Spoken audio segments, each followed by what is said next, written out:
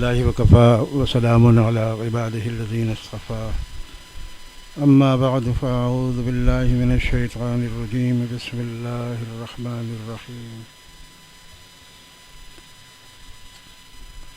وذروا ظاہر الاسم وباطنہ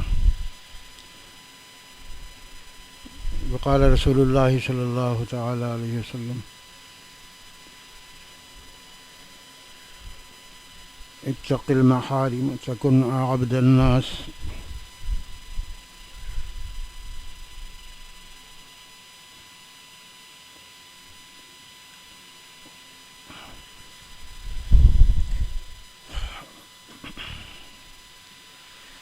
میرے دوستوں بزرگوں عزیز ساتھیوں اور میری بہنوں اور بیٹیوں،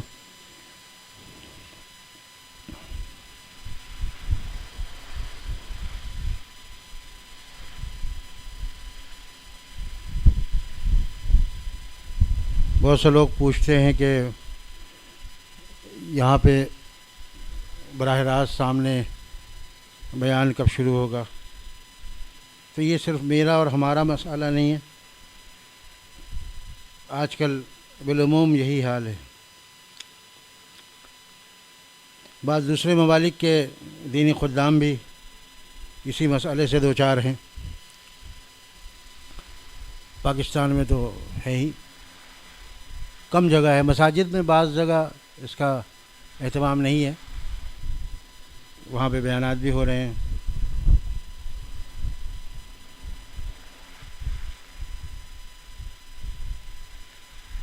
ہماری شامت اعمال ہے، بس اللہ تعالیٰ سے ہم استغفار کرتے ہیں، توبہ کرتے ہیں اور دوسروں کو بھی تلقین کرتے ہیں۔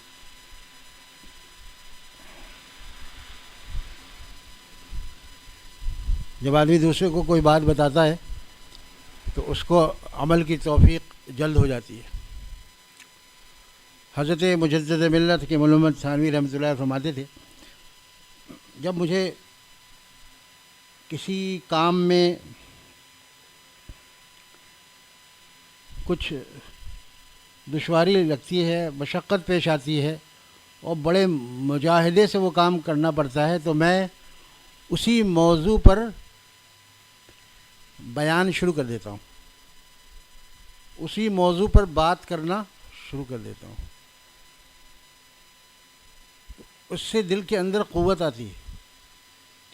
جب آدمی دوسروں کو کوئی بات کہتا ہے تو اس سے دل میں قوت آتی ہے، عمل کا حوصلہ بڑھتا ہے، عمل کا شوق پیدا ہوتا ہے، اور جو شوق پہلے سے ہے وہ بڑھ جاتا ہے۔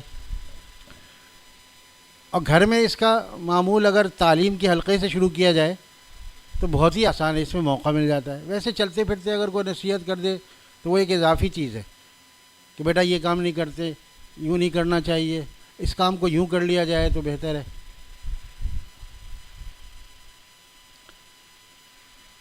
اور یہ بھی ہمیں بڑوں نے سکھایا کہ جب بچے بڑے ہو جائیں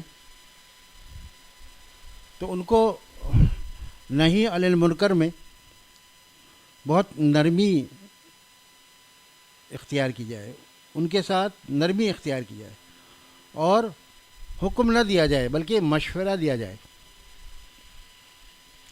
بیٹے اگر یوں کر لیتے تو زیادہ اچھا تھا، اور اگر اس طرح یہ کام ہو جاتا تو اس کا نفع زیادہ تھا، دیکھ لو۔ جیسے آدمی کوئی دوست سے کہہ رہا ہے، کیونکہ براہ راست حکم دینے میں وہ اپنی توہین و تضحیق سمجھتا ہے، اور فرمایا زیادہ کڑھنا بھی نہیں ہے، زیادہ کڑھنا بھی نہیں ہے کہ یہ لوگ ہدایت پہ نہیں آ رہے، یہ لوگ تقویٰ سے نہیں رہ رہے۔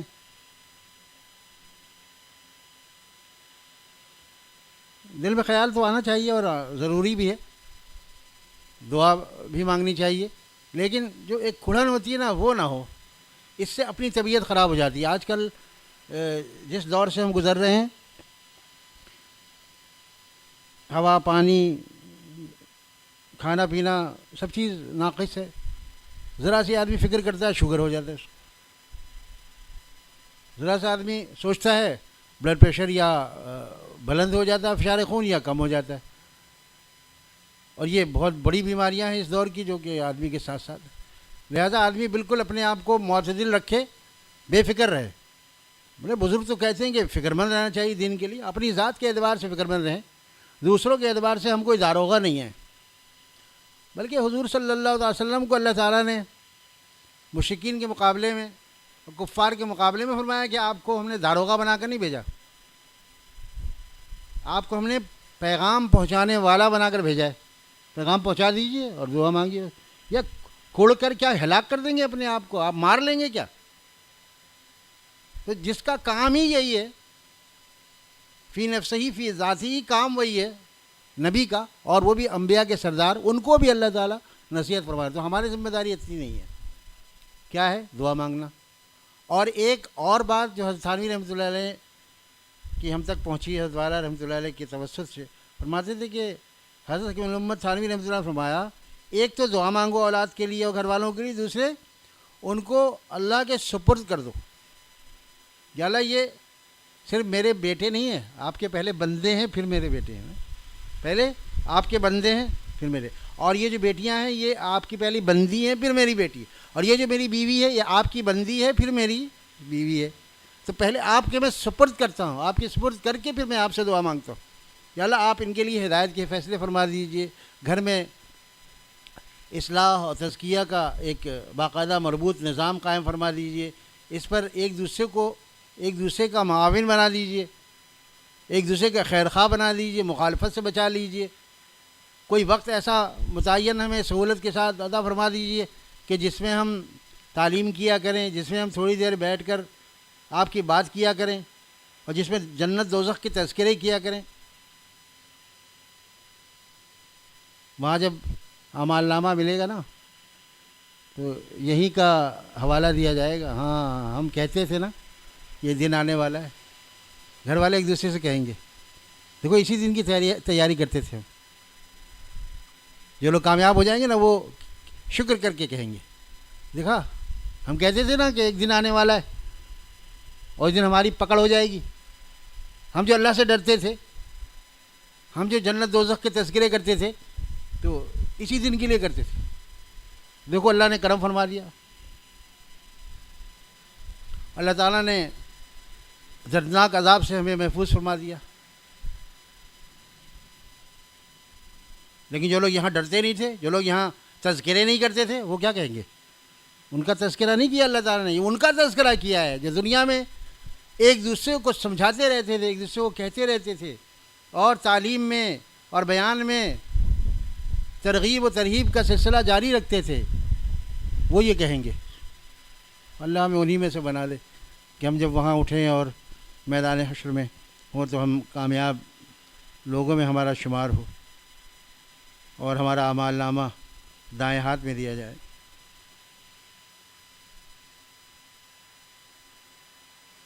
جنت پہ تو بعد میں جائیں گے نا، پہلے تو اعمال نامہ یہ دائیں ہاتھ میں ملنا ہے، کامیابی کی دلیل ہو جائے گی، سب سمجھ جائیں گے، بس میرا معاملہ آسان ہو گیا، اللہ کا شکر ہے۔ یا اسی دن کے لیے دعا مانگتے تھے، اللہم حاسبنی حسابا یسیرا، اللہم حاسبنی حسابا یسیرا، اللہ ہمارا آسان حساب لیتے۔ حضرت ام المؤمنین عائشہ صدیقہ رضی اللہ عنہا نے، حضرت عائشہ صدیقہ، ہمارے ایک بزرگ فرماتے ہیں صدیقہ بنت صدیق، یہ لقب ہے، کیا ہے؟ صدیقہ بنت صدیق ام المؤمنین رضی اللہ تعالی عنہا، وہ پوچھ رہی ہیں یا رسول اللہ صلی اللہ علیہ وسلم آسان حساب کیا ہوتا ہے؟ حالانکہ عرب ہیں، عربی آتی ہے، پھر بھی پوچھ رہی ہیں۔ تو بعض دفعہ بڑے جو سوال کرتے ہیں اس میں چھوٹوں کے لیے اس کا حل ہوتا ہے، بڑے کو تو پتہ ہے، اہل زبان ہے، وہ پتہ ہے کہ یہ حسابہ یہ سیرہ کی کیا تفسیر ہے، کیا تفصیل ہے، پھر بھی پوچھ رہے ہیں۔ تو سرور عالم صلی اللہ تعالی وسلم جناب رسول اللہ صلی اللہ علیہ وسلم نے فرمایا کہ آسان حساب یہ ہے، جس کو ہمارے تعالیٰ نے اپنے اعتبار سے خلاصتاً فرمایا کہ اللہ تعالیٰ تمہارا اعمال نامہ دیکھیں اور دیکھ کر فرمایا جاؤ جنت میں، کچھ پوچھے نہیں، بس یہ ہے آسان حساب۔ اگر کسی سے یہ پوچھ گچھ ہو گئی، تفتیش ہو گئی کہ یہ عمل کیوں کیا تھا، کیسے کیا تھا، جیسے کرنا چاہیے تھا ویسے کیوں نہیں کیا تھا، کس اخلاص سے کیا تھا، کس اعتماد سے کیا تھا، کس توکل سے کیا تھا، کس دھیان سے کیا تھا، کس یقین سے کیا تھا، یہ ساری چیزیں ہیں بھائی، اس کے اجزاء ہیں یہ عمل کے، ایک ایک چیز میں پھنس جائیں گے۔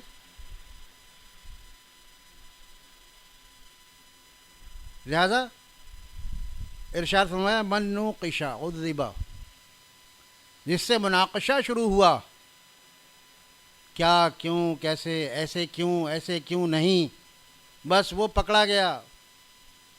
اسی لیے دعا مانگنی ہے، اگر عربی میں نہ اردو میں مانگ لیں، یا اللہ ہمارا آسان حساب لیجیے گا، ہم حساب کے قابل نہیں ہیں۔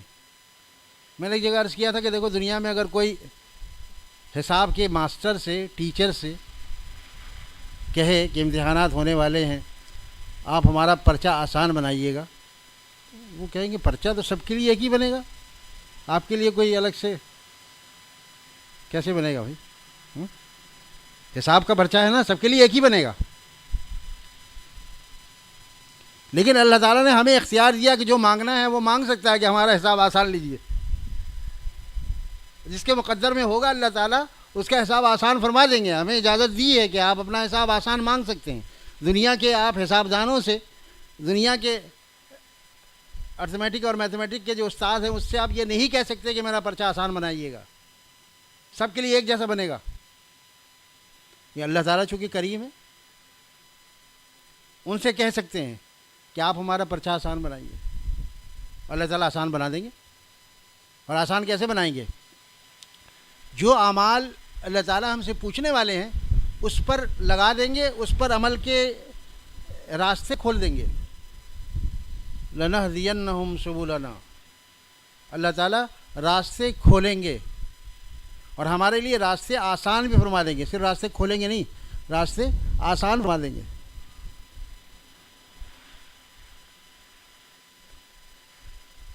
تو آسان حساب کیا ہے کہ اللہ تعالیٰ فرمائے کہ جاؤ جنت میں، جاؤ، اچھلتے کودتے شاداں فرحاں غزل خاں رواں دواں جنت پہ پہنچ جائیں گے۔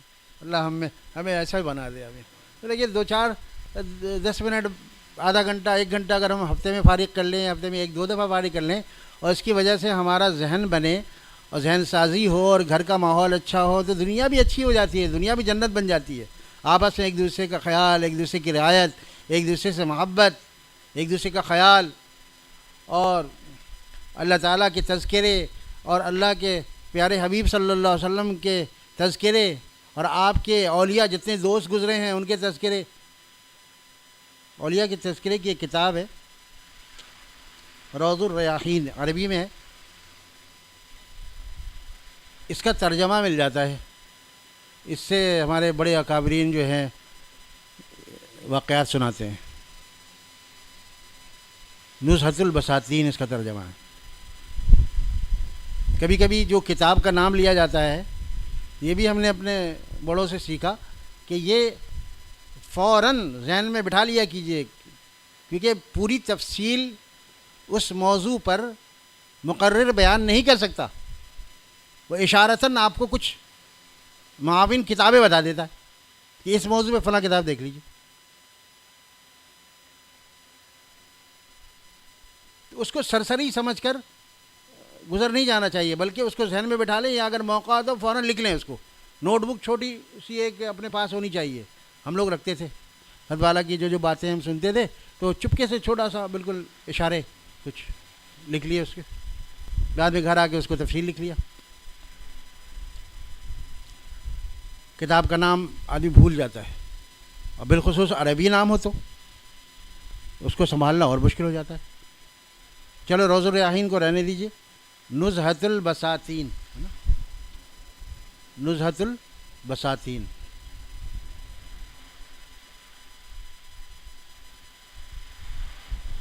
اللہ تعالیٰ کے جو باغ ہیں نا، بستان باغات کو کہتے ہیں نا، اور نزہت جو ہے یہ تازگی سے مراد ہے. گویا اللہ تعالیٰ کہ جو دین کا باغ ہے اس کی تازگی ہے اس سے نصیب ہوگی. یعنی جو اولیاء کے واقعات سنے گا, یہ اس میں اولیاء کے واقعات ہیں, صحابہ سے شروع ہوا, صحابہ بھی ولی ہیں. اگر صحابہ ولی نہیں ہوں گے تو اور کون ولی ہوگا؟ تو سب سے اعلیٰ درجے کے ولی تو صحابہ ہیں. اس کے بعد پھر تابعی ہیں, تبع تابعی, اس کے بعد اسلاف کے جتنے بزرگان دین جتنے گزرے ہیں وہ سب ولی ہیں. حتیٰ کہ وقت کے علماء بھی ولی ہیں. اچھا گمان یہی رکھنا چاہیے. جس کو اللہ تعالیٰ نے علم کی توفیق دی وہ ولی ہے, اللہ والا ہے. اور اگر کسی میں کوئی خامی دیکھیں تو بس یا تو اس کو اپنی نظر کا قصور سمجھیں, اگر واقعتاً ایسا ہے تو اس کے لیے دعا مانگیں. خیر خواہی کا تقاضا یہ ہے کہ اس کے لیے دعا مانگیں, یا اللہ ان کی جو کمی کوتاہی بظاہر میری نظر میں آ رہی ہے, بظاہر کا لفظ لگا دیں کیونکہ ہو سکتا ہے میری نظر کی خطا ہو, کسی اور زاویے سے کسی اور وجہ سے یہ ایسا عمل کر رہے ہوں, ہو سکتا ہے میں نے غلط دیکھا ہو یا ہو سکتا ہے غلط سنا ہو. لہٰذا یہ بظاہر کا لفظ لگا دیں, اس سے انشاءاللہ تعالی بچت ہو جائے گی.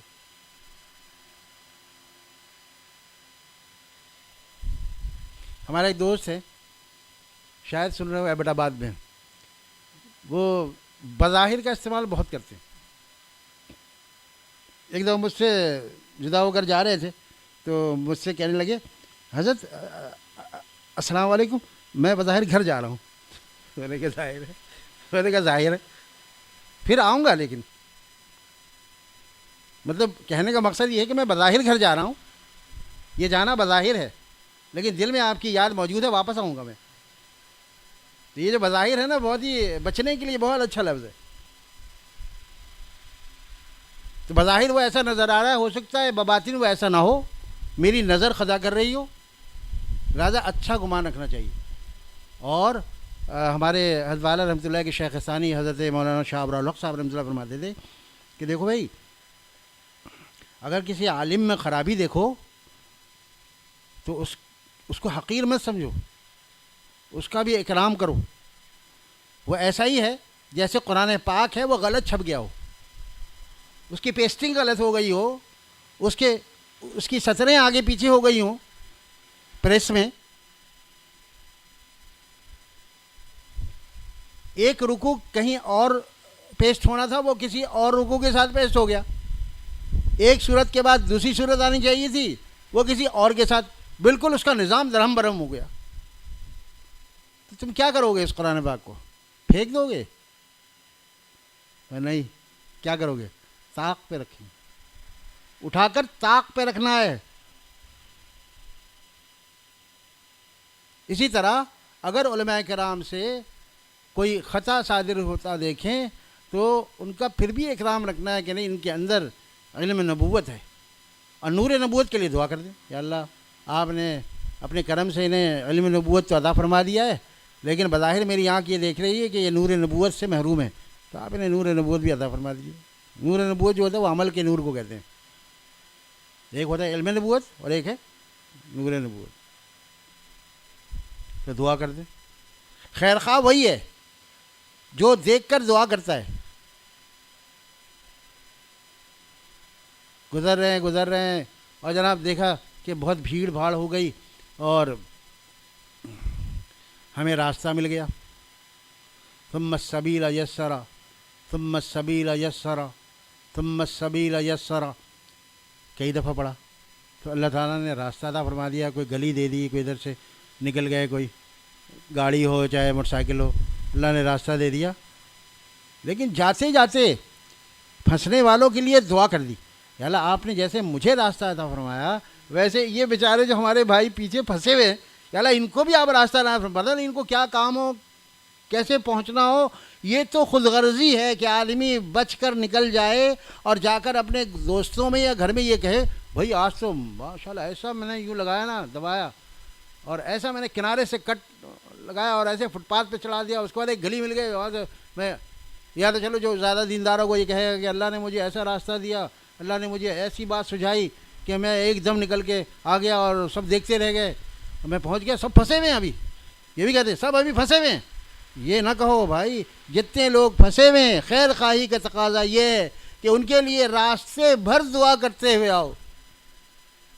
یعنی جتنے لوگ پیچھے پھنسے ہوئے ہیں ان کو بھی آپ راستہ دے دیجئے. یا تو یہ ٹریفک اور یہ جو ہجوم ہے اس کو آپ دوبارہ پہلے کی طرح جاری و ساری فرما دیجئے. کوئی رکے ہی نہیں, کوئی پھنسے ہی نہیں.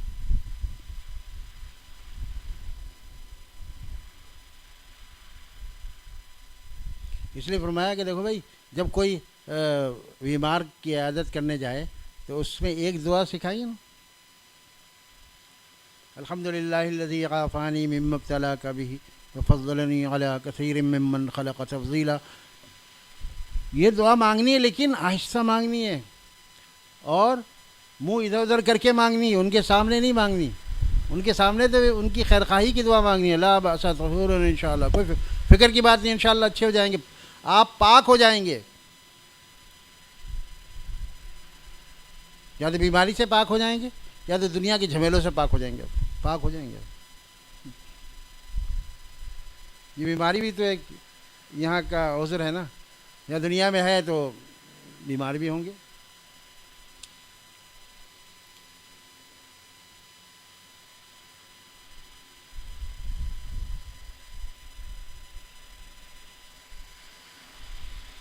ایک ڈاکٹر کے بارے میں مشہور تھا کہ جو ان کے پاس جاتا ہے بس بیماری رہتی ہی نہیں ہے.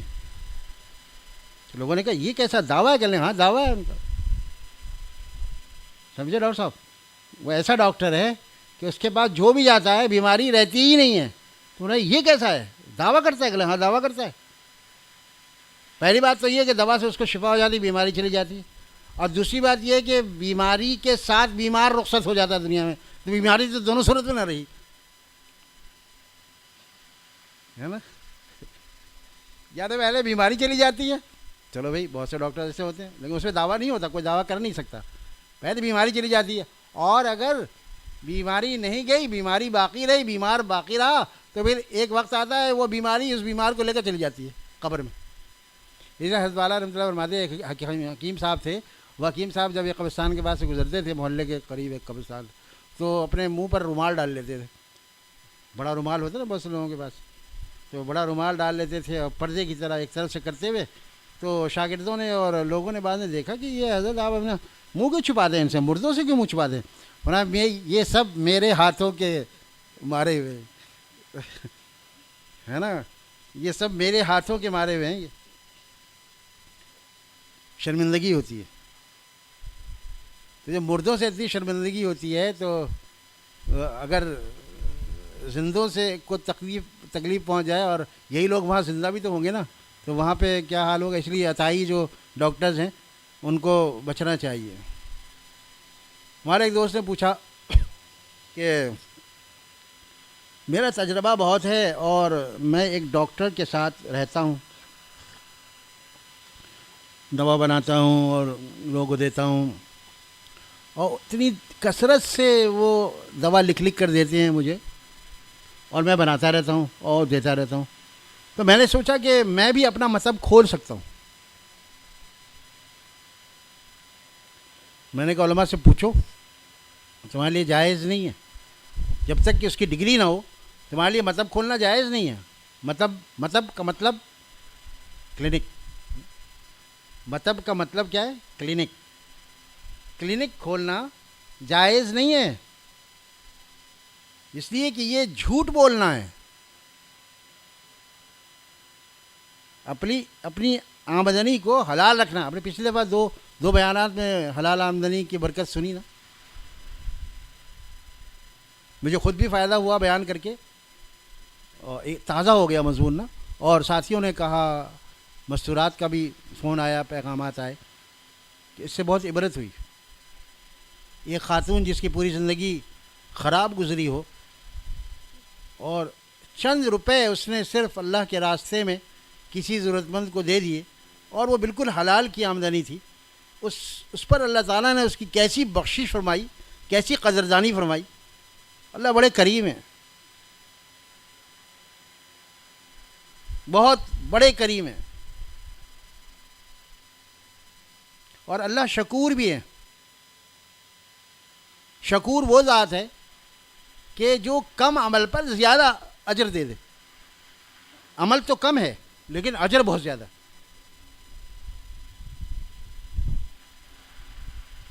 جیسے ایک آدمی قیامت میں بخشا جائے گا، بہت سارے واقعات ہیں، بہت سارے ان گنت واقعات بزرگوں نے نقل فرمائے، اور تقریباً سبھی احادیث کے حوالے سے تفسیر میں احادیث ذکر کیے گئے. تو اس میں کہ ایک آدمی بہت پریشان ہوگا،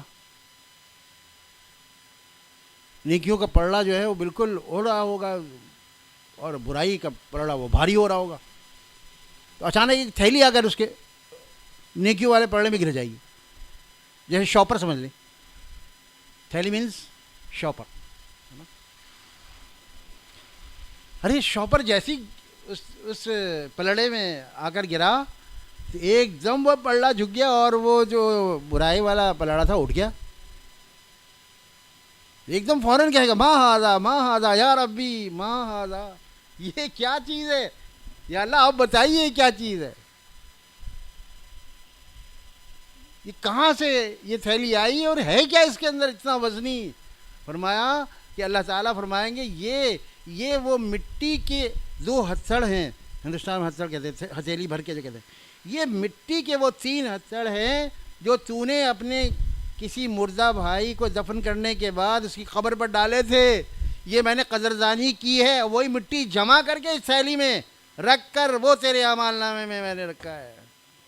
ہم لوگ کتنا اس سے جان چراتے ہیں اور مٹی جھاڑ کے جلدی وہیں ہاتھ دھو لیتے ہیں. ہمارا جب تک مٹی لگی رہتی ہے اس کو اجر ملتا رہتا ہے، اس لیے گھر آ کر دھونا چاہیے، یا باہر کہیں نل وغیرہ ہو تو وہاں دھو لیں. اللہ بڑے قدردان ہے اللہ، اس لیے شکور فرمایا. اللہ شکور ہے، کم عمل پر زیادہ اجر دینے والے. عمل کم ہے اور اجر اتنا.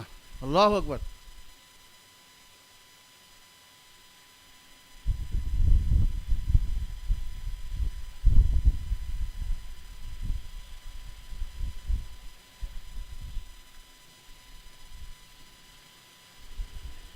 حضرت مولانا احمد علی لاہوری رحمہ اللہ تعالی ہمارے سلسلہ قادریہ کے بڑے بزرگوں میں گزرے ہیں، ابھی زیادہ دن نہیں ہوئے. پاکستان بننے کے بعد ان کا لاہور میں قیام تھا اور ماشاءاللہ درس قرآن ان کا بہت مشہور تھا، دور دور سے لوگ آتے تھے. درویش صفت عالم تھی، لیکن کمائی کے معاملے میں اور پیسوں کے معاملے میں اتنا زیادہ احتیاط تھا، اتنے زیادہ متقی تھے کہ لوگ حیران ہو جاتے تھے کہ یہ کس طرح زندہ رہتے ہیں، سروائیو کیسے کرتے ہیں، ہے نا. دیکھو میں ساتھ ساتھ جو کہتا ہوں، بعض لوگ کہتے ہیں کہ یہ انگریزی ٹوٹے سے منع کرتے ہیں اور خود ہی لگاتے ہیں. میں نے کہا جو لوگ سامنے بیٹھتے ہیں ان کو پتہ ہے کہ میں کس لہجے میں بات کر رہا ہوں. میں مسکرا رہا ہوتا ہوں، آپ کی زبان بول رہا ہوتا ہوں کہ یہ حلال آمدنی میں زندہ کیسے رہتے ہیں. لوگ حیرت کرتے تھے. سکھوں کا دور تھا، سکھ پولیس آ گئی اور حضرت کے گھر کے اندر داخل ہو گئی، کہاں تلاشی مخبری ہوئی ہے کہ آپ کے ہاں اسلحہ ہے. تو میں نے سوچا یہ بات بڑی پرانی ہے بھائی، آج کے دور کی بات نہیں ہے. آج اگر ایسا ہوتا ہے تو اس میں کوئی تعجب کی بات نہیں. حضرت احمد لاہوری رحمۃ اللہ کے ہاں وہ سکھ فوجی ہے انگریزوں کے زمانے کا، وہ آ کر تلاشی لے رہا ہے کہ سنا ہے آپ کے اسلحہ. اب جب اندر آنے، ہاں آ جائیے. مستورات کو ایک کمرے میں کر دیا اور کہا کہ آ جائیے. پھر ادھر اب آنا چاہیں گے تو مستورات کو ادھر کر دیں گے. ٹھیک ہے ٹھیک آئے. تو پہلے چلے گئے باورچی خانے میں. سکھ جو تھا اپنے سپاہیوں کے ساتھ باورچی خانے میں چلا گیا کہ باورچی خانے میں ڈبے وغیرہ ہوتے ہیں نا. امکان تھا کہ ڈبے کے اندر کوئی آٹے کے اندر، چاول کے اندر پسٹل ہو، چاول بھی ہو پسٹل بھی ہو، ہے نا بھائی.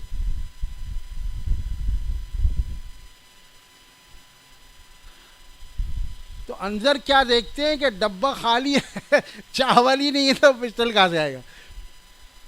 آٹا ہی نہیں ہے. ارے نمک دیکھا، ارے نمک لکھا ہوا ہے لیکن کچھ نہیں ہے، نمک نہیں ہے، آٹا نہیں ہے، چاول نہیں ہے، دال نہیں ہے. تو یہ بھی کہا تھا، سنا آپ کی مدد کی جاتی ہے آپ کی مدد کی جاتی ہے کہیں سے، دشمن آپ کی مدد کرتا ہے، اور اسی سے آپ اسلحہ بھی چھپا کے رکھتے ہیں اور اپنے سارے آپ کے اخراجات بھی انہیں کی مدد سے چلتے ہیں. تو وہ دیکھ لیجئے بھائی، آپ کو دیکھنا ہے دیکھ لیجیے. اس لیے ہمارے والا رحمۃ اللہ بھی فرماتے تھے اگر کبھی ایجنسی والے کوئی ایسے پولیس ہے، رینجرز ہے اور دوسرے لوگ اگر تلاشی لینا چاہے یا گاڑی روک کر آپ سے معلومات کرنا چاہیں تو بحث بالکل نہیں کرنا. ہم لوگ یہاں سے ٹنڈو جام جا رہے تھے تو راستے میں روک لیا، تو ہمارے ایک عہدیدار سے ساتھیوں میں، انہوں نے کہا میں فلاں ہوں، یہ ہمارے حضرت ہے. حضرت فرمایا تم کو یہ کہنے کی کیا ضرورت ہے، وہ اپنا کام کر رہے ہیں. حضرت فرمایا نہیں میاں آپ اپنا کام کیجئے، ان کو کہنے دو. حضرت پھر بعد میں تو اور ڈاٹا حضرت نے، میں کہ ان کے کام میں بالکل خلل اندازی مت کیا کرو، وہ حکومت کی طرف سے پابند ہیں تلاشی لینے پر. ٹھیک ہے بھیا آ جائیے آپ دیکھ لیجیے. حضرت نے بھی ایسے اچھا حضرت بھی بیٹھے، اچھا ٹھیک ہے. نہیں اس کے دل میں خود ہی رحم آ گیا، بولا نہیں جائے اے بزرگوں کی گاڑی ہے بھائی، اعلان کیا بھائی بزرگوں کی گاڑی ہے ماشاء اللہ. اور اگر لڑ لیتے بحث کرتے پھر کیا ہوتا؟ ایک تو رویے کا منفی اثر پڑتا کہ یہ لوگ حکومتی قوانین کی پابندی نہیں کرتے، ہے نا، روکتے نہیں ہیں، بحث کرتے ہیں، الجھتے ہیں. تو بھائی ہم الجھنے کے لیے پیدا نہیں ہوئے، ہم سلجھنے اور سلجھانے کے لیے پیدا کیے گئے ہیں. جو دیندار ہوتے ہیں، جو اللہ والے ہوتے ہیں، وہ نہ الجھتے ہیں نہ الجھاتے ہیں، سلجھ کر رہتے ہیں اور معاملہ سلجھاتے رہتے ہیں. یہ ہم نے اپنے بڑوں سے سیکھا. حضرت فرمایا میاں کبھی بھی بحث نہیں کیا کرو ان سے، کبھی نہیں بحث کرو. گھر میں تلاشی لینے آئے تو ٹھیک ہے بھائی پردے میں کر دو اور کہو بھائی ایک کمرے میں ہم مستورات کو کر دیتے ہیں، جیسے کہ حضرت لاہوری نے فرمایا ایک کمرے میں کر دیا. فرمایا آپ پہلے کہاں دیکھیں گے؟ پہلے ہم کچن دیکھیں گے. اچھا کچن دیکھ لیجیے. وہ بیچارے کچن دیکھ کر وہ سکھ جو ہے وہ باہر آیا اور کہنے لگا کہ اور کمرہ تو آپ کا بس ایک ہے. بولا ایک یہ کمرہ، ایک میں مستورات ہیں. ٹھیک ہے ایک کمرہ دیکھ لیے، وہاں بھی کچھ نہیں، ایسے چٹائی ہے اور ایک چارپائی ہے، ایسی معمولی سی چیز ہے. ایسی نظر ڈالا سمجھ میں آ جاتا ہے کیا، جب جھانک کے دیکھا کچھ بھی نہیں ہے. صحن میں آ کر کہنے لگا مولانا یہ بتائیے آپ کا گزارا کیسے ہوتا ہے، آپ کا گزارا کیسے ہوتا ہے؟ فرمایا بس اللہ چلاتے ہیں. نہیں اللہ تو چلاتے ہیں، وہ تو ہم بھی مانتے ہیں اللہ کو، آپ بھی مانتے ہیں، لیکن اللہ تعالیٰ تو دنیا دارالاسباب ہے نا، آپ کا گزارا کیسے ہوتا ہے؟ تو فرمایا بس اللہ تعالیٰ بھیج دیتے ہیں، کسی نہ کسی ذریعے سے بھیج دیتے ہیں. اس دن کا راشن آ جاتا ہے، بس چل جاتا ہے 2-4 دن جب تک. پھر اس کے بعد اللہ پہ بھروسہ کرتے ہیں، توکل کرتے ہیں. اس کے بعد لفظ توکل درست ہے، توکل لوگ کہتے ہیں یہ غلط ہے. توکل تفاعل سے ہے نا بھائی، باب تفاعل سے. تفاعل تو کوئی باب نہیں ہے. توکل لفظ غلط ہے، اللہ پر توکل کرنا چاہیے. تو حضرت فرمایا اللہ پہ توکل کرتے ہیں، بھروسہ کرتے ہیں، اللہ ہمیں بھیج دیتے ہیں. پھر جب ختم ہو جاتا ہے پھر دعا مانگتے ہیں، پھر اللہ بھیج دیتے ہیں. مولانا یہ تو بہت ہی مجاہدے والی زندگی ہے. مجاہدہ تو ہم کہہ رہے ہیں، ان کے یہاں تو مجاہدہ وغیرہ ہوتا نہیں، مشقت تو کہنے کا. آپ کی زندگی تو بڑی مشقت والی ہے. میرے دل میں ایک بات آ رہی ہے، آپ اگر مان لیں بتائیے. پہلے تو بڑے فوں فاں میں آیا تھا نا، بالکل ناز دکھاتا ہوا، اتراتا ہوا، اور جیسے لگا کہ ابھی جا کے اسلحہ نکالے گا اندر سے. اسلحہ کیا ہوتا؟ چاول ہی نہیں تھا. تو ایک دم بجھ گیا، شرمندہ ہو گیا. کہ حضرت آپ سے ایک درخواست ہے. میں کیا ہے بتاؤ، آپ قبول کر لیں گے؟ ہاں قبول کروں گا. انہوں نے کیا جیب میں ہاتھ ڈالا اور 20 روپے، اس زمانے میں 20 روپے نکال کر حضرت کو پیش کیا. حضرت میری طرف سے یہ ہدیہ رکھ لیں آپ، میری طرف سے تحفہ ہے آپ کا. ہدیہ بھی نہیں جانتے وہ لوگ، یہ میری طرف سے تحفہ ہے، آپ یہ قبول فرما لیجیے. تو لے لیا. بولا اچھا لاؤ.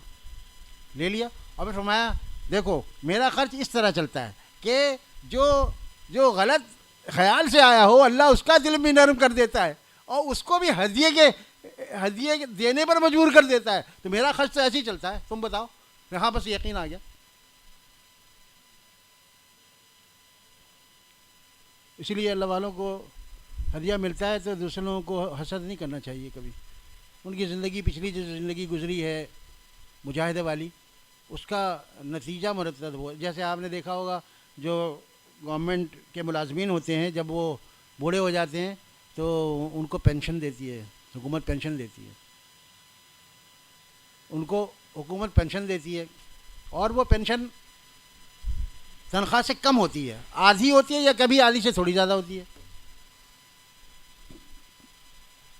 کیا نماز پڑھے نا نو پینشن جو ہے کبھی آدھی ہوتی ہے کبھی آدھی سے تھوڑی زیادہ ہوتی ہے, 60% میں تنخواہ کے جتنی نہیں ہوتی. تو یہ تو دنیا کی سرکار ہے نا. اور جب اللہ تعالیٰ کے بندے دینی خدام بوڑھے ہو جاتے ہیں نا تو اللہ تعالیٰ ان کی پینشن دگنی کر دیتے, کیونکہ وہ مالک کریم ہے. اللہ ان کی پینشن دگنی کر دیتے ہیں, چوگنی کر دیتے ہیں. کہ لوگ کہتے ہیں ان کے تو بڑے مزے ہیں بھائی. مزے تو ابھی ہیں, انہوں نے جو مجاہدہ کیا اس کی طرف نظر نہیں گئی, انہوں نے جو زندگی وقف کی ہے اس کی طرف تمہاری نظر نہیں ہے. اب جب ان پہ فراخی آئی ہے اور فتوحات کا دروازہ کھلا ہے تو یہ سب دیکھ رہے ہیں, واہ بھائی واہ بڑے مزے, کار ہی کار ہیں, آگے پیچھے لوگ ہیں, خدمت کرنے والے ہیں, ہدیہ دینے والے ہیں اور تحفہ لانے والے ہیں. تم بھی ایسے بن جاؤ, پھر تم ایسے بن جاؤ نا. تم کیوں نہیں بنتے؟ تم بھی بن جاؤ, تمہیں بھی ملیں گے. لیکن ہدایہ کے لیے اللہ والا نہیں بننا, اللہ کے لیے اللہ والا بننا. واقعی یہ چیزیں تو ایسی سایہ ہیں, آخرت ہاتھ آ جاتی ہے تو دنیا خود بخود ساتھ ہوتی ہے, کیونکہ آخرت اصل ہے اور دنیا سایہ ہے. جو چیز اصل جس کے پاس ہے, جیسے دیکھیے اصل ہے نا میرے پاس, تو سایہ بھی ساتھ ساتھ ہے. یہ جہاں جائے گا اصل, سایہ ساتھ ساتھ. اصل ہٹا دو تو سایہ غائب ہے نا, اصل ہٹ گیا تو سایہ نہیں ہے. آخرت اصل ہے اور دنیا سایہ ہے. جب اصل ہاتھ میں ہے تو سایہ خود بخود ہے, اس کی طرف کوئی دیکھنے کی ضرورت نہیں کہ سایہ ہے کہ نہیں ہے, خود بخود ہے, لازم و ملزوم ہے. اصل ہوگا تو سایہ بھی ہوگا. باقی جو لوگ ویسے ہی جی رہے ہیں, دنیا کے بہت سے لوگ تھے جن کے پاس اصل نہیں ہے, آخرت کے کا خوف نہیں ہے, آخرت کا یقین نہیں ہے, ان کو بھی مل رہا ہے. ان کے معاملات الگ ہے بھائی, بوجھ بجکڑ والے معاملات ہیں. کنویں سے نکالنے کا طریقہ اور ہوتا ہے اور ناریل کے درخت سے اتارنے کا طریقہ اور ہوتا ہے. ایک ہی پر قیاس نہیں کرنا.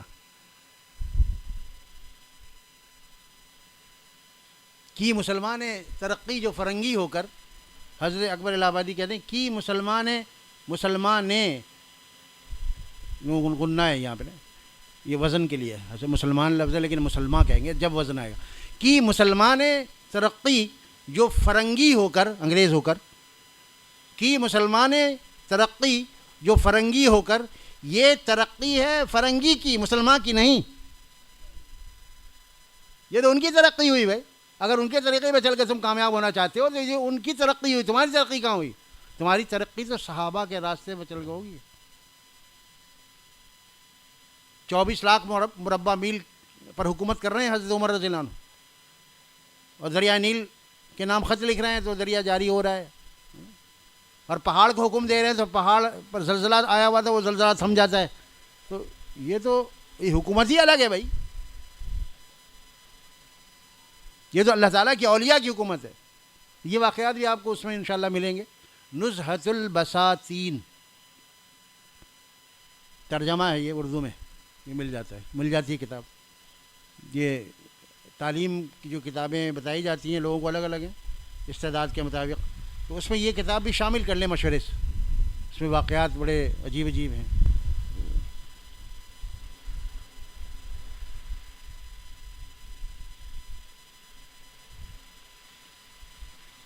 تو پھر جب آدمی حلال کماتا ہے نا تو اس کو بصارت کے ساتھ اللہ بصیرت بھی دے دیتے ہیں.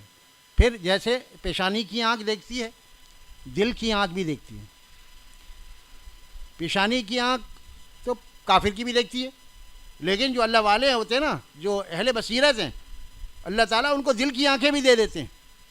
یہی حضرت احمد علی لاہوری رحمۃ اللہ واقعہ یاد آیا کہ لوگوں میں مشہور تھا کہ حضرت جو ہے نا وہ حرام حلال کو پہچان جاتے ہیں. کہ تم کوئی چیز لے جاؤ, اگر حرام کی ہے تو لیں گے نہیں, حلال کی ہے تو لے لیں گے. تو اچھا ایسا ہے. دو دوست گئے, دو دوست نے نارنگیاں خریدی, جو کہ ہوتی تو رنگی ہے لیکن کہتے ہیں نارنگی. ٹھیک ہے, کتنا اچھا عمدہ رنگ ہوتا ہے اس کا, رنگی کو نارنگی کہیں اور دودھ جلے کو کھویا. لوگوں کی اپنی اپنی لغت ہے. نارنگی خریدی, کتنا کھلتا ہوا اورنج وہ لیا انہوں نے. ایک کے پاس کچھ حرام کے پیسے تھے, رشوت وغیرہ کی آمدنی اس کو بھی, اور آدھے پیسے حلال کی. دونوں آمدنی ملا لیا اور دوست سے کہا دیکھو اب حضرت کیا کرتے ہیں. ملاقات کے لیے حضرت آپ سے السلام علیکم, حضرت آپ سے بس ملاقات اور دعا کے لیے حاضر ہوئے تھے. اچھا آ جائیے آ جائیے تشریف لائیے. وہ جو بھی تھیلی ہوتی تھی پہلے دوسرے انداز کی, حضرت یہ آپ کے لیے ہدیہ لائے ہیں. تو فرمایا ہدیہ لائے ہو یا آزمانے آئے ہو؟ یہ بھی اس کو کہتے ہیں فراست, یہ بصیرت نہیں ہے. بصیرت اب ظاہر ہوگی. دیکھیے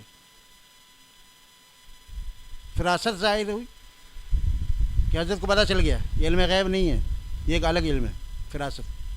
کہ مومن کے نور سے ڈرو, مومن کی بس فراست سے ڈرو, وہ اللہ کے نور سے دیکھتا ہے. تو اللہ کے نور سے دیکھنے والے, اور جس کی آمدنی جتنی حلال ہوگی نا, حتیٰ کہ حضرت لاہوری رحمۃ اللہ کہیں باہر سے روٹی بھی نہیں کھاتے تھے. کتنے اسفار ہوتے تھے, اور جناب جگہ جگہ لوگوں کو دعوتوں کا سلسلہ بھی ہوتا ہے. حضرت فرماتے نہیں میرے پاس اپنا کھانا موجود ہے, اور بس وہ چنے ہوتے تھے اور کچھ ستو ہے, اور پانی لے لیتے تھے. ایک مشکیزہ سا چھوٹا سا ہوتا تھا جسے ہم لوگ چھوٹا سا کہتے ہیں یا تھرماس کہتے ہیں, وہ لے لیتے تھے اور نل سے پانی بھر کے پھر پیتے. تو مشتبہ مال بھی نہیں کھاتے. تو حضرت فرمایا آزمانے آئے ہو؟ پھر فرمایا کیا چیز ہے؟ کہنا یہ نارنگیاں ہیں. تو اچھا اچھا نہیں حضرت آپ سے ملاقات کے لیے آئے. اچھا اچھا اس کو یہاں ڈالو. جب وہ تھیلا یا تھیلی الٹ دی تو اس میں سے فرض کرے 1 درجن نارنگیاں تھیں. تو اس میں فرمایا کہ یہ ادھر رکھو, یہ ادھر رکھو, یہ ادھر رکھو, یہ ادھر. جو حرام والی تھی نا کچھ نشانات لگا کے لائے تھے, وہ ایک طرف کر دیا, حلال والا ایک طرف کر دیے. یہ ابھی کے بزرگ ہیں بھائی, 100 سال بھی نہیں ہوئے. لاہور میں ان کی مجالس ہوتی تھی. ان کا رسالہ خدام الدین بہت مشہور ہے, ابھی بھی نکلتا ہے غالباً.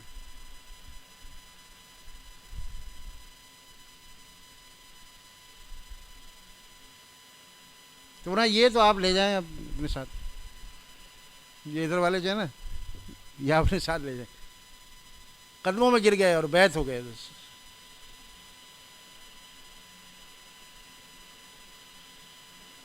اللہ تعالیٰ ان کی آنکھیں کھول دیتا ہے, بصیرت کی آنکھ. اور ہم لوگ کیا ہے, جو آتا ہے بس لے لیتے ہیں, کوئی تحقیق نہیں ہے, کچھ نہیں ہے. یہ آدمی کہاں کام کرتا ہے؟ بینک میں کام کرتا ہے, یا کسی جائز ادارے میں کرتا ہے, انشورنس میں کام کرتا ہے, یا کسی گانے بجانے والے آلات جو کمپنی بناتی ہے اس میں کام کرتا ہے. کہاں کرتا ہے؟ یا کسی فراڈیا کمپنی ہے جو کہ لوگوں کو دھوکہ دیتی ہے, اس میں کام کرتا ہے. یہ کہاں کام کرتا ہے پہلے پوچھ لیا کرو. ہاں بہت زیادہ تحقیق و تفتیش میں بھی نہیں پڑھنا چاہیے, لیکن بہرحال ایک سرسری طور پر جائزہ لے کر رکھنا چاہیے. فلاں رشتہ دار کہاں کام کرتا ہے, فلاں پڑوسی کہاں کام کرتا ہے, اس کی آمدنی کا ذریعہ کیا ہے. اور آمدنی ملی جلی ہے تو اس کے بارے میں پھر علماء سے پوچھنا چاہیے.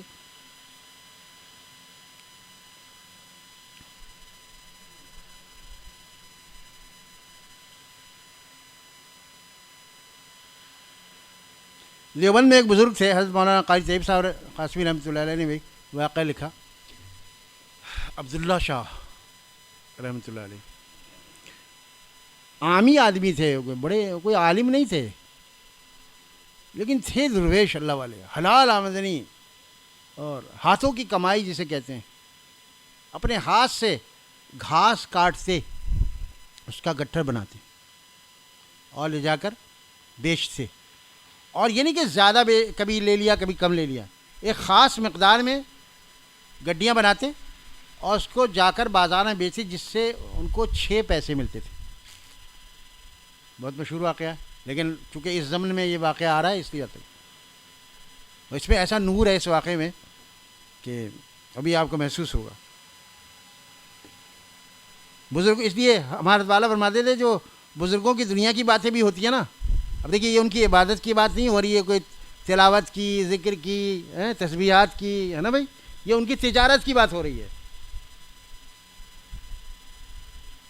لیکن اس میں بھی نور ہے. فرمایا اللہ والے اگر دنیا کی بات بھی کہیں گے نا تو اس میں نور ہوگا, اور اللہ والوں کی دنیا کے تذکرے بھی ہوں گے تو اس میں نور ہوگا, اور دنیا داروں کے فاسقین کے اگر عبادت کے تذکرے بھی ہوں گے تو اس میں ظلمت ہوگی, اس میں اندھیرا ہوگا, نیت کی وجہ سے, تقویٰ نہ ہونے کی وجہ سے.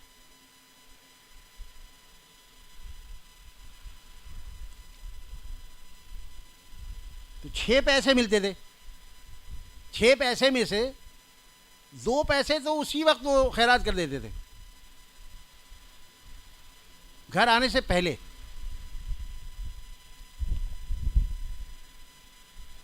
اور 2 پیسے اپنے گھر میں دے دیتے تھے خرچ کے لیے, اور 2 پیسے اور رشتہ داروں میں گھر میں ادھر ادھر خرچ کر لیتے تھے,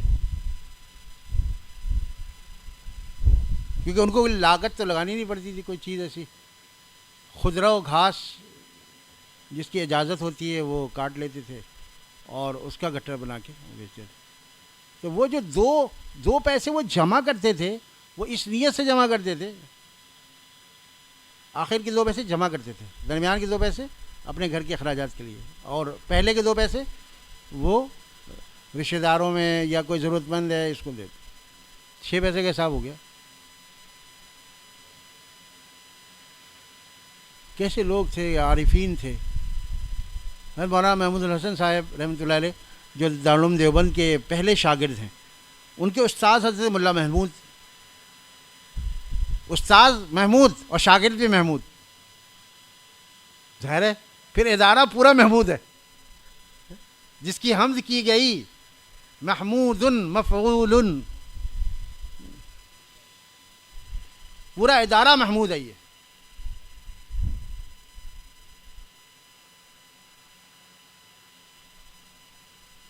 مقبولیت دیکھیے, محمود بھی ہے مقبول بھی ہے. پوری دنیا میں یہاں کے شاگرد کتنے مقبول ہیں ماشاء اللہ, اللہ نظر بد سے بچائے. کتنا کام لیا اللہ تعالیٰ نے. انار کا ایک درخت تھا, انار کے درخت کے نیچے کوئی عمارت نہیں ہے, کچھ بھی نہیں ہے, انار کا ایک درخت ہے, وہیں پہ ایک استاد بیٹھا ہے, وہیں پہ ایک شاگرد بیٹھا ہے. استاد پڑھانے والا ملا محمود اور پڑھنے والے حضرت محمود الحسن صاحب. بعد میں یہ صدر مدرس بھی بنے, بڑے بڑے یعنی اللہ والے اور بہت بڑے استاد. تو ان کی یہ وہیں پہ بوڑھے بھی ہو گئے پڑھاتے, پڑھا بھی وہیں سے, بوڑھے ہو گئے پڑھاتے پڑھاتے اسی دارالعلوم دیوبند میں. تو اساتذہ نے کہا اچھا دیکھو بھائی, جب ہم استاد کا ترجمہ کرتے ہیں نا, کہ استاد جو اردو میں کہتے ہیں, لیکن عربی میں کہتے ہیں استاد, رال لگاتے ہیں, رال, استاد, ٹھیک ہے,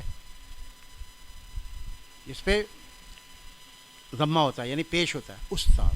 لیکن جب اس کا جمع بنائیں گے تو اساتذہ نہیں کہیں گے, اساتذہ کہیں گے. ہاں, بعض لوگ اسی پر قیاس کرتے ہوئے کہ چونکہ ہم اس کا مفرد استاذ کہتے ہیں تو اس کا جمع بھی اساتذہ ہوگا. نہیں, مفرد استاد, جمع جب بنائیں گے اساتذہ. میں تو کہتا ہوں اگر آپ لوگ لکھ لیا کریں تو ایک اچھی خاصی ڈکشنری آپ کے یہاں تیار ہو جائے گی. بہت تحقیق کر کے بہت مطالعے سے یہ چیزیں حاصل ہوتی ہیں, ایسے نہیں ہوتی. ہو سکتا ہے بعد دفعہ غلطی بھی ہو جاتی ہو, ایسی بات نہیں کہ جو میں نے کہہ دیا بس وہ آخری حرف آخر ہو, ایسا نہیں ہے, غلطی بھی ہو جاتی ہے. اور غلطی محققین کی طرف سے ہوتی ہے, میری طرف سے نہیں ہوتی, کیونکہ محققین کا آپس میں خود اختلاف ہوتا ہے. ایک محقق خود کچھ کہتا ہے, دوسرا کچھ کہتا ہے, لیکن بہرحال بالعموم صحیح ہوتی ہے, تجزیہ صحیح ہوتا ہے. ابھی دیکھیے, ایک تو آپ کو آج میں نے سبق دیا توکل کا, توکل کا سبق اللہ ہم سب کو نصیب فرمائے. لیکن توکل کا لفظ بھی تو صحیح استعمال کرنا ہے نا ہمیں. اگر ہم توکل کریں گے تو کہاں سے بھروسہ کریں گے بھائی, توکل تو کوئی لفظ ہی نہیں ہے تو کیا ہوگا. توکل کرنا ہے. ہمارے والا شیخ ثانی رحمۃ اللہ علیہ فرماتے تھے تائب کا بیان مفید بھی ہوتا ہے اور دلچسپ بھی ہوتا ہے. الحمدللہ یہ شیخ کی طرف سے یہ شیخ کا تبصرہ ہے جو ہم اللہ تعالیٰ کی طرف سے شیخ کے دل میں جو حسن ظن ڈال دیا, اچھا گمان ڈال دیا, اس پر ہم شکر ادا کرتے ہیں. ہم نے بڑوں سے یہ سیکھا اگر کوئی آپ کی تعریف کرے, بڑا ہو چھوٹا ہو, جو سب کو اللہ تعالیٰ کی طرف لوٹا دو. بھائی یہ اللہ آپ نے ہی ان کے دل میں ڈالا ہے, میرا تو کچھ بھی نہیں ہے, میرا کیا ہے, میرا کچھ بھی نہیں ہے. کہ تائب کا جو بیان ہوتا ہے یہ دلچسپ بھی ہوتا ہے اور مفید بھی ہوتا ہے. اس کی گواہی اب تک ہمارے شیخ رابع حضرت مولانا یوسف افشانی صاحب, چوتھے شیخ ہمارے حضرت مولانا یوسف افشانی صاحب نے بھی اس بات کو فرمایا کہ آپ کا بیان 10 منٹ کا ایک دفعہ بیان, حضرت فرمایا کچھ بات کر لیجیے. تو بلال بھی میرے ساتھ تھے, 10 منٹ طلباء میں بیان کیا, سب دور حدیث کے طلباء ہے, اور مجھ جیسا جاہل ان سے خطاب کر رہا ہے. یہ دیکھیے اللہ تعالیٰ کا کیا نظام ہے.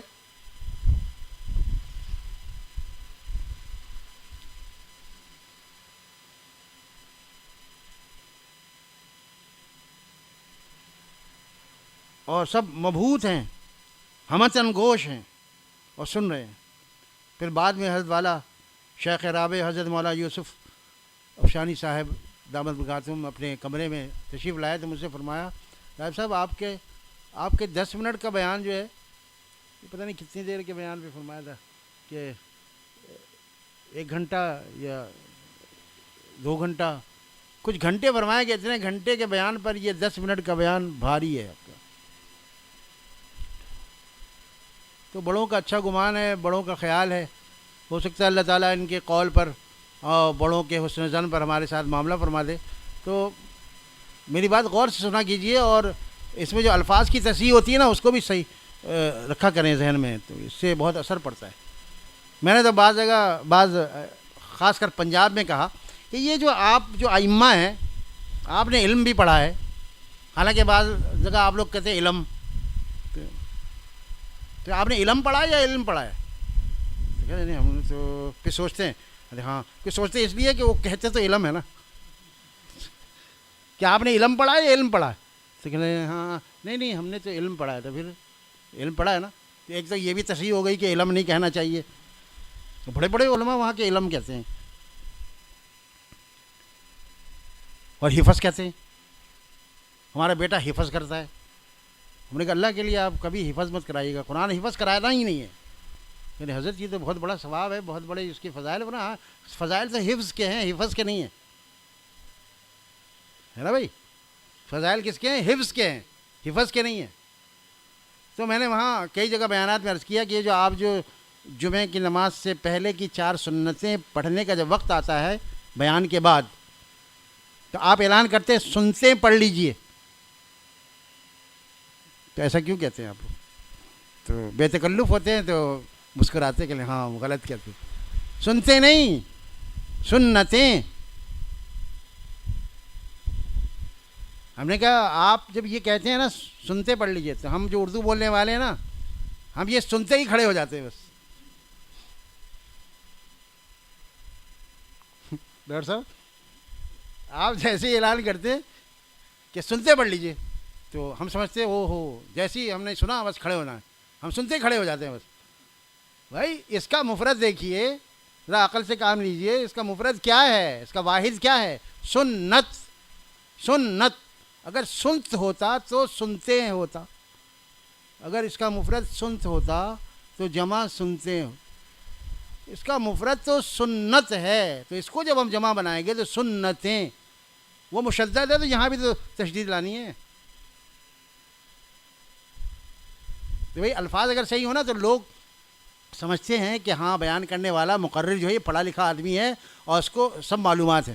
الحمدللہ یہ اس کا بہت اثر پڑتا ہے. میں ایک جگہ بہاولپور میں ایک صاحب کہنے لگے کہ میں نے پاکستان بننے کے بعد آج پہلی دفعہ ایسی سلیس اور اچھی اردو سنی ہے. الحمدللہ بہاولپور میں ایک صاحب کہنے لگے, اور بہت بزرگ تھے, پڑھے لکھے آدمی تھے.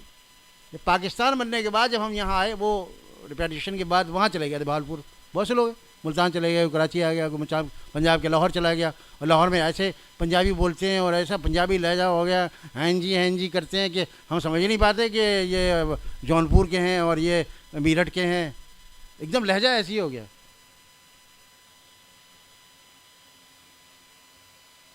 اللہ تعالیٰ ہم سب کو عمل کی توفیق دے. بھئی یہ بات کہیں سے کہیں چلی گئی تو الفاظ اگر صحیح ہونا تو وہ دل پر بھی اثر کرتے ہیں. تو الفاظ کا چناؤ، اس کا انتخاب بھی درست ہونا چاہیے، اس کا لہجہ بھی درست ہونا چاہیے، اس کا تلفظ بھی درست ہونا چاہیے. اس کا تلفظ نہیں، تلفظ ہے نا بھائی. کہہ رہے آپ کا بیٹا جو ہے نا اس کا تلفظ صحیح نہیں ہے،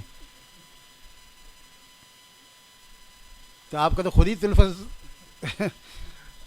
آپ کا بیٹا جو اسکول میں آیا ہے اس کا تلفظ درست نہیں ہے. یہ ٹھیک تلک اردو نہیں بولتا.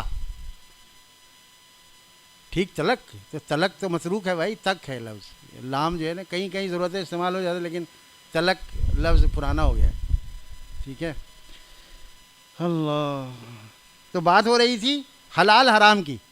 تو یہ جو دعوت کرتے تھے نا، آخری بات چل رہی ہے، یہ حضرت عبداللہ شاہ اتنے حریص تھے اور یہ اللہ کی دعوت کرنے کے لیے کہ حضرت قاسم نانوتوی، حجت الاسلام حضرت مولانا قاسم نانوتوی رحمۃ اللہ علیہ جو دیوبند دارالعلوم دیوبند کے بانی ہیں وہ، اور حضرت مولانا رشید احمد گنگوہی رحمۃ اللہ علیہ، اور حضرت حاجی امداد اللہ مہاجر مکی رحمۃ اللہ علیہ، سید الطائفہ کہتے ہیں. اور وہ حضرت رشید احمد گنگوہی بیہقی وقت، اپنے وقت کے بیہقی ہیں، امام بیہقی، بڑے بڑے عالم گزرے ہیں. تینوں کے القاب بڑے بڑے ہیں. تو اتنے بڑے علماء کی وہ دعوت کرتے تھے. وہ کون؟ وہ جو گھاس بیچتے تھے. اور یہ تینوں فرماتے ہیں، حضرت قاری طیب صاحب رحمۃ اللہ نے لکھا ہے کہ یہ تینوں فرماتے تھے کہ بابا کی دعوت کب آئے گی، بابا کب دعوت کریں گے. ان کی دعوت کے انتظار میں رہتے تھے یہ لوگ. تو لوگوں نے پوچھا حضرت اتنی دعوتیں آتی ہیں، کھانا گھر میں آ جاتا ہے آپ کے، اس میں مرغ مسلم بھی آ جاتا ہے ماشاءاللہ، بغیر طمع کے، بغیر لالچ کے، بغیر اشراف نفس کے آپ کے گھر میں آ جاتا ہے. بعض جگہ آپ کے دوست احباب اگر بلاتے ہیں تو آپ وہاں بے تکلفی ہوتی ہے تو وہاں چلے جاتے ہیں. لیکن ان کے ہاں تو کوئی خاص چیز بھی نہیں ہوتی. وہ کیا بناتے تھے پتہ ہے؟ بعض بزرگوں نے لکھا کہ وہ گڑ والے چاول بناتے تھے. گڑ والے چاول، میٹھے چاول جسے کہتے ہیں، وہ بھی چینی نہیں، گڑ کے چاول، گڑ والے چاول، میٹھے چاول بنا کے وہ ان تینوں حضرات کو پیش کرتے تھے. فرمایا پتہ ہے ہم کیوں انتظار میں رہتے ہیں؟ اس کو کھانے کے بعد ہفتوں، بلکہ بعضوں نے لکھا کہ 40 دن تک دل میں انوارات کا ایک دریا موجزن ہوتا ہے، اور دل چاہتا ہے یہ نیکی بھی کر لوں، یہ نیکی بھی کر لوں، یہ نیکی بھی کر لوں. برائی تو خیر یہ لوگ کرتے ہی نہیں تھے، گناہ سے یہ لوگ بہت پاک زندگی گزارتے تھے، مدرسے کا پاکیزہ ماحول تھا. لیکن ایسے انوارات ہوتے تھے کہ نیکیوں کی تعداد بس کرے، کون سا کروں کون سا نہ کروں، بس دل میں آتا رہتا تھا یہ بھی کر لو، یہ بھی کر لو، یہ بھی کر لو. دل میں انوارات ہوتے تھے. اور جب دن گزر جاتے تھے تو وہ جذبہ سرد ہو جاتا تھا. تو دل کے اندر خواہش پیدا ہوتی، کب بابا دعوت کریں گے، کب بابا دعوت کریں گے. ماشاء اللہ. تو حلال آمدنی کے اپنے انوارات ہیں. ہم لوگوں کو بھی اس کا دیکھ بھال کرنا چاہیے. اور اپنے جو لوگ جس شعبے سے بھی وابستہ ہیں، نوکری والے تو خاص کر اس میں خیال کریں کہ جو وقت وہاں متعین ہے صبح اس وقت پہنچیں، اور شام کو جو وقت ہے اسی وقت وہاں سے روانہ ہوں. اور دن بھر میں جو اوقات ہیں اس کو بھی اپنے جو جگہ ہے، کام کی جگہ، پلیس آف ڈیوٹی جسے کہتے ہیں، وہاں پہ متعین رہیں. پتہ نہیں کون سا کام کس وقت آ گیا، نہیں کام نہیں ہوتا تو ہم ادھر گھومتے رہتے ہیں، فلاں سیکشن میں چلے گئے، فلاں ڈویژن میں چلے گئے، فلاں دوست سے بات کر لی، فلاں دیر گپ شپ لگا لیا. نہیں، اس طرح نہیں چاہیے. اپنے ہاں موجود رہیے، آپ کام ہو چاہے نہ ہو. ورنہ پھر آمدنی جو حلال کی آپ کی ہے نا، اس میں بھی حرام کی آمدنی شامل ہو جائے گی تو وہ بھی معاملہ پھر خطرناک ہو جائے گا. لہذا نہ صرف یہ کہ انوارات نہیں ہوں گے، بلکہ الٹا دل کے اندر ظلمت آ جائے گی. ظلمت ایسی آئے گی کہ گناہ کرنے کو جی چاہے گا. دیکھو جب آدمی حلال کی آمدنی استعمال کرتا ہے تو نیکیاں کرنے کا جی چاہتا ہے، اور جب حرام کھاتا ہے اور اس کے بارے میں بے فکر ہو جاتا ہے تو پھر گناہ کرنے کا جی، یہ بھی گناہ کر لوں، یہ بھی گناہ کر لوں، یہ بھی گناہ کر لوں. وہ گناہ کرتے کرتے اس کو فکر بھی نہیں ہوتی ہے، حتیٰ کہ گناہ کا گناہ ہونا بھی اس کے دل سے چلا جاتا ہے. اللہ ایسی نحوست سے ہماری حفاظت فرمائے. ابھی انشاءاللہ مضمون جاری رہے گا. اللہ تعالی ہم سب کو حلال آمدنی کا شوق اور اس کا اہتمام کرنے والا بنائے. وآخر دعوانا أن الحمد لله رب العالمين جزا الله تعالى عنا محمدا ما هو أهله. یا اللہ یا رحمان یا رحیم ہماری اصلاح فرما دیجئے، ہمارا تزکیہ فرما دیجئے اللہ، ہمارے ظاہر کو بھی حسین بنا دیجئے، ہمارے باطن کو بھی حسین بنا دیجئے، ہمارے باطن کو ظاہر سے زیادہ حسین بنا دیجئے، ہم پر رحم و کرم کا معاملہ فرمائیے، فضل کا معاملہ فرمائیے یا اللہ، ہم سب کو نیک و صالح بنا دیجئے یا اللہ، نیکی کرنے والا بنائیے، ہر گناہ سے بچنے والا بنائیے یا اللہ یا رحمان یا رحیم، قبول فرما لیجئے یا اللہ، رد نہ فرمائیے یا اللہ، عطا فرمائیے، محروم نہ فرمائیے، بخش لیجئے، عذاب نہ دیجئے، ہمارا حساب کتاب آسان فرما دیجئے یا اللہ، آخرت کی تیاری کرنے والا بنائیے یا اللہ، مرد و خواتین کو سب کو اللہ والا بنا دیجئے، اللہ والی بنا دیجئے یا اللہ یا رحمان یا رحیم، ہم سے راضی ہو جائیے، رضا والے اعمال کی توفیق دیجئے یا اللہ، رضا والی جگہ یعنی جنت عنایت فرمائیے، ناراضی والے اعمال سے بچا لیجئے، ناراضی والی جگہ یعنی جہنم سے بچا لیجئے یا اللہ، دین کی فکر عطا فرما دیجئے، فکر آخرت عطا فرما دیجئے یا اللہ، وہ فکر جو آپ اپنے اولیاء کو عطا فرماتے ہیں ہمیں بھی اس کا کچھ حصہ عطا فرما دیجئے، قبول فرما لیجئے، ہم میں سے جو لوگ پریشان حال ہیں ان کی پریشانی دور فرما دیجئے یا اللہ، جو لوگ بیمار ہیں بالخصوص اس وبائی مرض میں گرفتار ہیں اللہ، ان سب کو صحت کاملہ عاجلہ مستمرہ عطا فرمائیے، شفاء کامل عاجل عطا فرما دیجئے، دنیا سے اس سازش اور آزمائش کو ختم فرما دیجئے، بالخصوص مسلمانوں سے یا اللہ اس آزمائش کو، اس ابتلا کو ختم فرما دیجئے اللہ، ہم سب کو پہلے کی طرح راحت و چین عطا فرمائیے یا اللہ یا رحمان یا رحیم، مسجدوں کے اعتبار سے، دینی اداروں کے اعتبار سے جو ادارے متاثر ہیں یا اللہ، اس سب کو پہلے کی طرح رونقیں بخش دیجئے، قبول فرما لیجئے، رد نہ فرمائیے۔ جناب رسول اللہ صلی اللہ تعالی وسلم نے آپ سے جتنی خیریں مانگی وہ خیریں ہمیں بھی عطا فرمائیے، جن شرور سے پناہ مانگی ان شرور سے ہمیں بھی پناہ عطا فرما دیجیے۔ اللہم صلی علی محمد وعلی آل محمد، جزا اللہ تعالی عنا محمد ما هو اہلہ، وصلی اللہ تعالی علی خیر خلقہ محمد وآلہ واصحابہ اجمعین۔